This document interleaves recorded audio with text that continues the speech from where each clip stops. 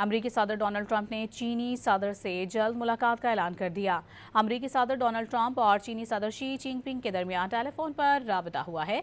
इस दौरान दोनों रहनुमाओं ने टिकटॉक डील समेत कई दीगर उमूर पर गुफ्तगू और बाहमी ताल्लुकात मजीद मुस्तहकम बनाने पर इत्तेफाक किया। ट्रंप ने मीडिया से गुफ्तगू में चीनी सदर के साथ राबते को मुफीद करार देते हुए कहा वो अक्टूबर के आखिर में जनूबी कोरिया में चीनी सदर से मुलाकात करेंगे। चीनी सदर ने तजवीज़ पेश की कि दोनों ममालिक तरक्की और खुशहाली के सफ़र में एक दूसरे के मुआविन साबित हो सकते हैं।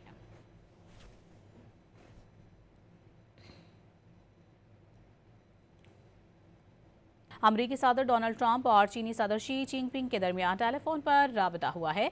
इस दौरान दोनों रहनुमाओं ने टिकटॉक डील समेत कई दीगर उमूर पर गुफ्तगू और बाहमी ताल्लुकात मजीद मुस्तहकम बनाने पर इत्तेफाक किया।